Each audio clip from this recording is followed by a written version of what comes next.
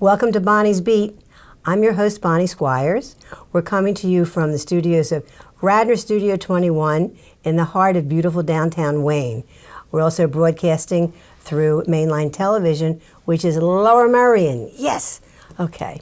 And we like to showcase people who are prominent in the community, who are doing important things for the community. And today, I must confess, he's an old friend and an old political colleague. His name is Jeff Saltz, and he is the Democratic candidate for the Court of Common Pleas in Montgomery County. I have no idea what the Court of Common Pleas is or does, but that's why I've got Jeff here, and he's going to tell us all about it. Hi, Jeff. How are you, Bonnie?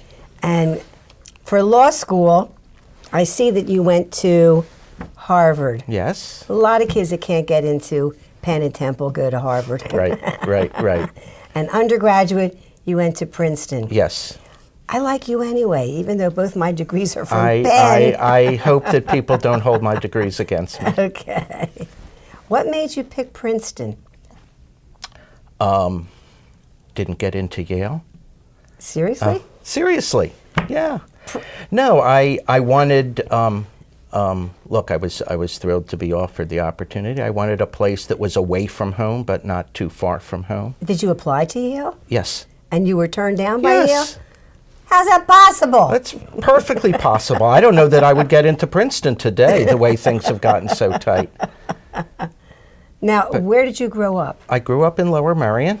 I grew up 5 blocks from where I'm living now in Wynwood. And you went to Lower Merion High School? I went to Lower Merion High School. You were obviously a good student. I was a good student, I have to confess. What did you major in at Princeton? I majored in philosophy, Oh. of all things, which I didn't realize at the time, but it was a wonderful preparation for law school. Philosophy? Yes, You're because kidding. law school is all what they call the Socratic method. The professors ask questions, and each answer leads to a new question. And my classmates, especially at the beginning, were so confounded by this endless series of questions, and there was no clear answer.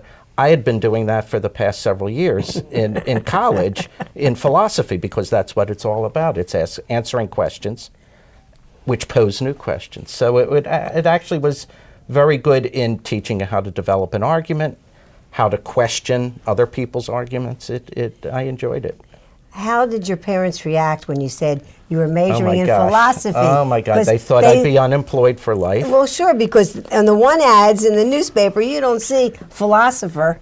I actually sat down with my parents because they figured, I was interested in law school, they figured I'd major in political science. And my mother said, you're going to stand at the corner to cross the street, and by the time you decide whether to cross the street, the light's going to turn red. That was her reaction. It worked out well. Philosophy major. Yeah. You're the first lawyer I've ever met who was a philosophy major as an undergraduate. That's unbelievable. No, it was good. It was good for me. Still enjoy reading it. And what was the best thing that happened to you at Harvard Law School? What was the best thing that happened to me? Or the most interesting Getting professor? through. What was it? I had some difficult? wonderful professors. I studied in my last year with Archibald Cox, who of course was the Watergate special prosecutor. I took an advanced constitutional law course with him, and he was wonderful. He was wonderful. Well, he's a legend. He is a legend. And I was very honored to be on the law review my last 2 years at Harvard, which is... I'm impressed. Well, it really hones your skills in terms of writing and editing and legal analysis. So that was all good. Law school is not like college. College, you're becoming an adult. You're discovering yourself. You're making new friendships. You know, law school, it's like any graduate school or professional school. It's more of a grind. It's more of learning your craft, and so I can't say it was 3 fun years, but it was 3 it was 3 worthwhile years. Did you learn how to speak Boston English? Pack your car at Harvard Yard? Yes, you did. Okay. No, I did not learn that. And where did you meet your wife? I met my wife the year after I graduated law school. I was living in Baltimore for a year. I was a law clerk to a federal judge on the U.S. Court of Appeals for the Fourth Circuit, which covers Maryland through South Carolina. What was the name of that judge? His name was Harrison Winter, wonderful man. He passed away several years ago. And my wife, my later-to-be wife, Janet, was had just finished optometry school and had moved back home. She lived in Annapolis, where she grew up. And we met. We were both taking a night course on classical music at Johns Hopkins, just an enrichment Of course. course, that goes with optometry and law. Well, you Why know, not? it goes with, we had each been through, as I said, the grind of professional school, and I hadn't had a humanities experience for 3 years, and I think she felt the same way. And So when you walked in the door to the class the first night, did you spot her? yes, but in fairness, we were probably the only people in the class under 60 years of age. So, You're kind of so thrown we together. were yes. That's But, funny. yeah. So, How so long that have- was a good year. As I say, Janet's your first wife, but she's also your only wife. Yes, How yes. long have you been married? We have been. I better get this right. We will be married later this month. It'll be 37 years. And you have kids? We have 3 children. They are all educators. One at the high school level. Our son Andrew teaches high school in the Philadelphia School District. Good for him. We have a daughter, Julia, who is an assistant professor at Rice University, where she's studying fruit flies. What does she study about fruit She flies? studies the behavior of fruit flies and the genetic components or determinants of that behavior. I'm sure I'm going to get it wrong. She'll correct me if she sees this. But she talks to me about whether a fruit fly chooses to join a small social group or a big social group, and I tell her, I don't think flies choose anything. And her answer is, if I can tell you that a particular fly routinely picks a small community over a large community, why is that not a choice? So she could be a philosopher too. Isn't that interesting? And then our youngest is a mathematician, so I don't know what he does. He has shown me his work. I used to be good in math, but I don't follow what he does. Thank heavens I wasn't required to take calculus at Lower Merion, or I'd still be in high school. I would never have gotten out.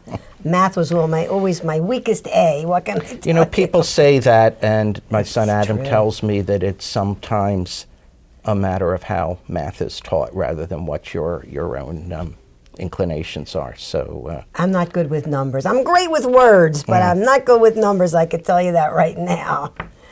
well, I always say I thought of being a math major in college, and then I took a math course, and That cured you. that was the end of that. Yeah. Now, you've been active in politics as long as I've known you, Mm-hmm. which is, I don't know, 20 years, 25 years? It's been a while. It's been a long time. What attracted you to become involved in politics, which often has nothing to do with the law?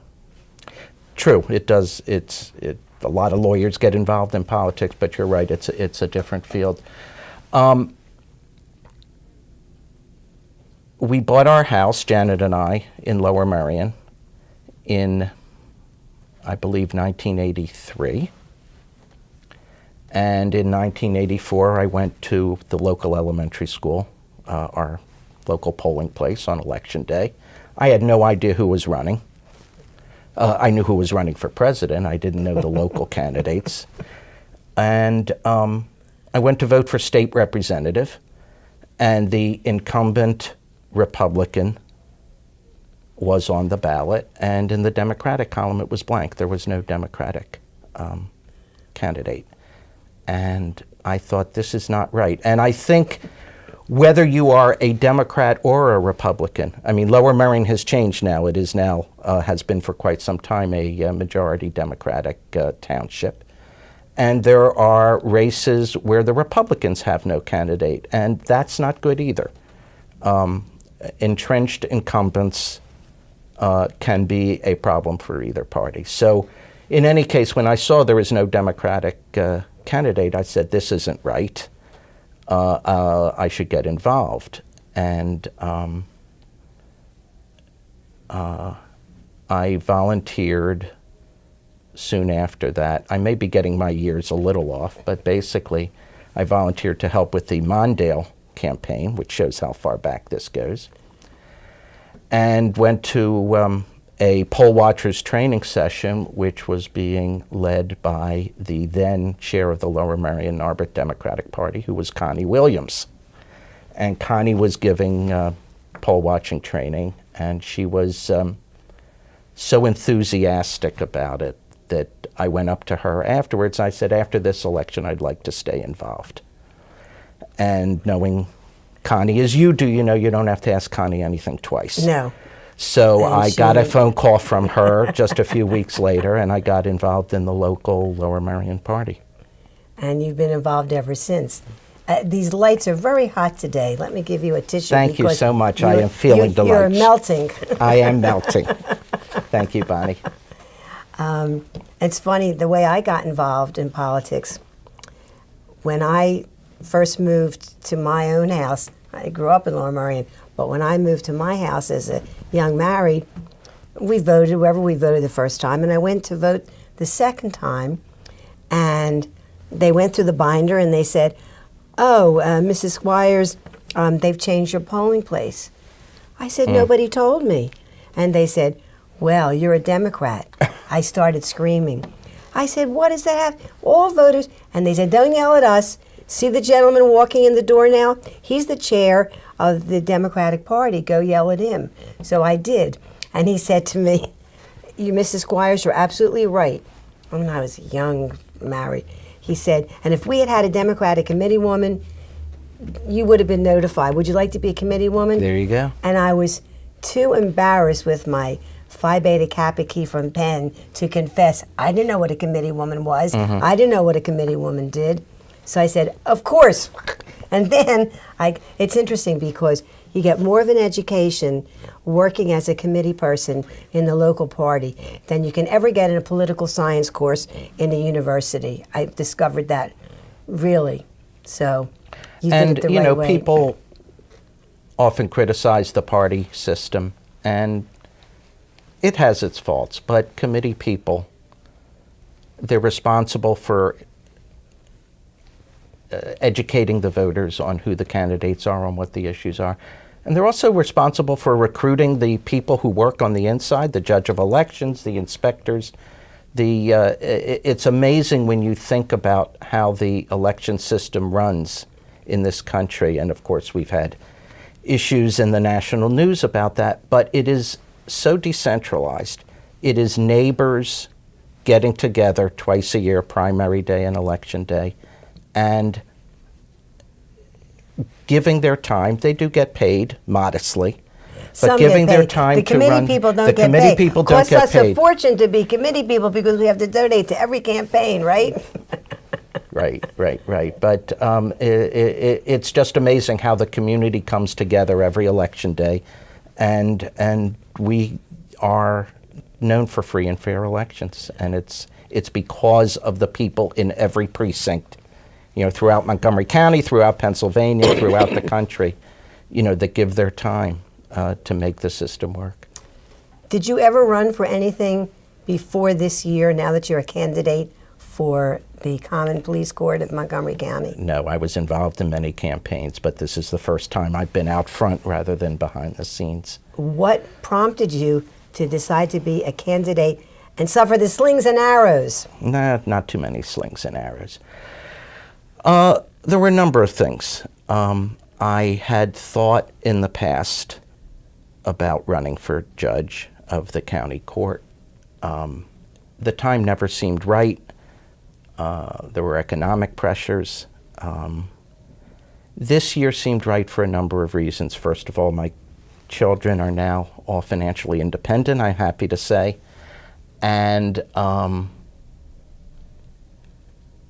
it just seemed right for me to throw my hat into the ring here. I have to say that one influence was the election back in November. I was disappointed with the results. And President Obama got on TV, national TV, and said, don't cry the blues, go get a clipboard and run for office. And that, I think, although I had been thinking about it already, that sort of pushed me over the line and decided this was the year. Now, in your legal practice for many years, were you a trial attorney? So you went before judges all the time? Mm-hmm. In Philadelphia and Montgomery County and in the surrounding counties. Okay. And what is the Court of Common Pleas in Montgomery County? Because I can never figure out the difference. There's a Commonwealth Court, there's a Court of Common Pleas, there's a Superior Court, there's the Supreme Court. It's very confusing. The Court of Common Pleas, the term is very archaic. It goes back to William Penn. It's basically the county trial court.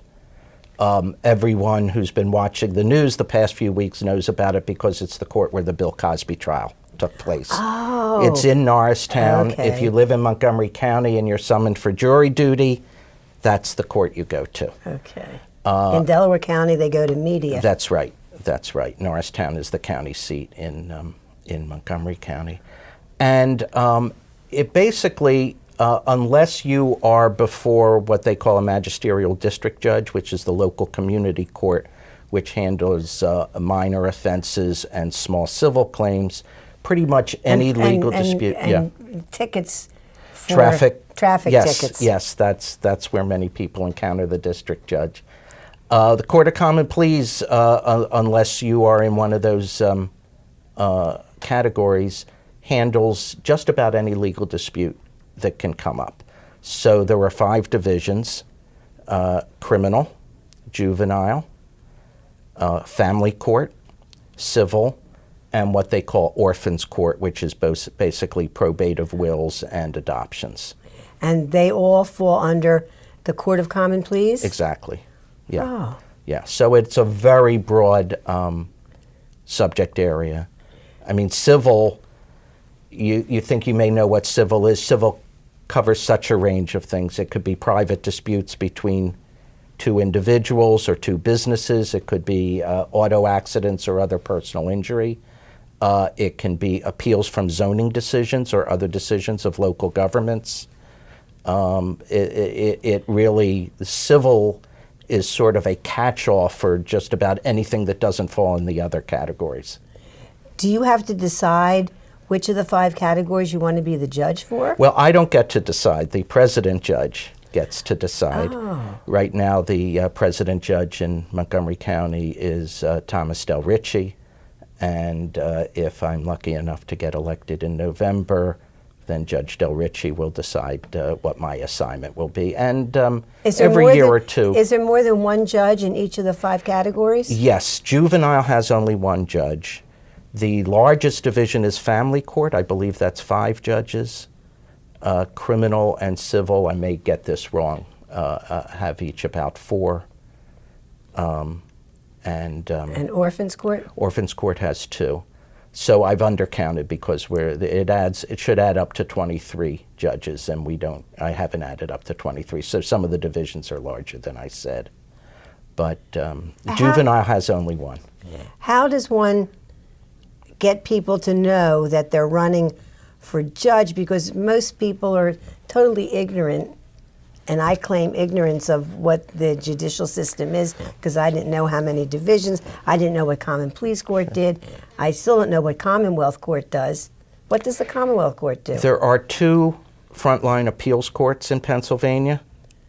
Commonwealth Court is a specialized court. It handles disputes with state and local governments. So if you have a dispute with a state-level agency, that case starts in Commonwealth Court. If you have a dispute with a local agency, it starts in the Court of Common Pleas, but appeals from Common Pleas go to the Commonwealth Court. Superior Court is appeals for every other case. So if someone is disappointed with the outcome in the Court of Common Pleas, unless it involves a government agency, whether it's divorce or auto accident or probate or whatever, those appeals go to the Superior Court. And then up at the top, the Supreme Court is like the Supreme Court of the United States. You don't have a right of appeal to the Supreme Court. The Supreme Court has discretion on which cases they will take. And of course, they're the ultimate decision maker on issues of state law. Have you taken cases through the courts as an attorney and gone to the state Supreme Court? I have had, I have been before the Commonwealth Court. I have been before the Superior Court several times. Supreme Court, I have filed papers either seeking review or more often opposing review of a Superior Court decision. I've never had the honor of actually appearing before the Supreme Court. When do-gooders file an amicus, what's it called? Amicus curiae. Amicus curiae. Friend of the court. What does that mean, and what happens with that? Well, when issues are raised before the appeals court that go beyond the specific parties that are before the court,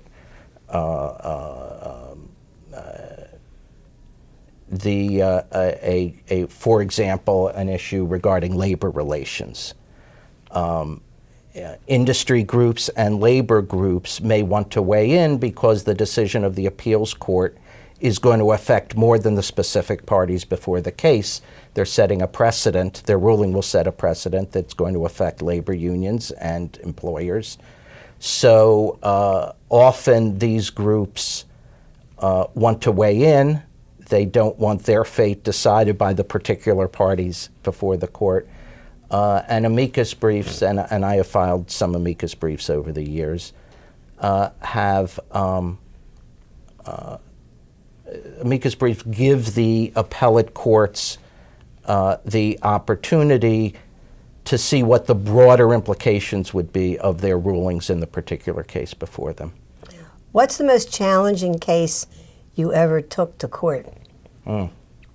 I'm assuming that you represent the plaintiff, is that correct? Oh, no, I represent plaintiffs and defendants, depending. Oh, both sides? Yes, yes. Okay. Well, I most of my work has been in the commercial area, business disputes. I think the most, well, I've had a couple. I had a case involving a man whose life savings had been defrauded away by his son-in-law. Oh, ouch. And I represented a bank that had been holding the stock that was frittered away, and we reached a resolution of that, fortunately. I also had a case where representing a restaurant whose manager had defrauded them of over $1 million in business, the problem with a cash business. And we were able to recover $1 million. a lot of it. Yeah, yeah. I always wonder. I mean, every day in the newspaper, you'll find some case where somebody had worked for a company and stole $1 million, embezzled $1 million. Who's minding the shop? I mean, there are layer upon layer upon layer of officers of the board and officers of the company. How's that possible that somebody could do that? Well, people can be clever. That's all I can say. You know, I don't want to get into the details of that case, but sure. I mean, there was just something that I read recently in the Inquirer. It was a young woman. She had left the company, they hired her back, and she stole $1 million. What'd she do? She deposited the checks that came in for the company into her personal account. How could they not know that? Yeah. And in the case I involved, you know, so much cash goes across the bar in the course of an evening. It was a sports bar. Oh. That if you're just clever with the cash register, there are ways to do that. Yeah. But you know, there are cases that are challenging in different ways. I mean, some of the work I'm most proud of were not high-profile cases. They were during the mortgage foreclosure crisis. Oh. The Bar Association set up a program to represent homeowners who, because of the recession, were unable to make their monthly payments and were at risk of losing really the only asset they had, which was their home, could not afford lawyers, And I volunteered, as one of many lawyers volunteered, to represent homeowners free of charge in the foreclosure cases, to work out agreements with the bank to allow the homeowners time to get back on their feet and to reset the payment schedule so that they could keep their homes. So that was challenging in a different way. Were you successful in doing that? Yes, yes. And The banks. How did people show their gratitude when you saved their house for them? Well, people were grateful. They give you a yeah. chicken dinner or something? No. I didn't need that. I didn't need that. No, you don't do this for the gratitude. You do this because the legal system works best when people have lawyers, and these were people who, they couldn't afford to make their monthly payments. So they certainly couldn't afford a lawyer. Exactly. And the banks, different banks had different attitudes toward this, but every bank wanted to get paid, not to get to foreclosure.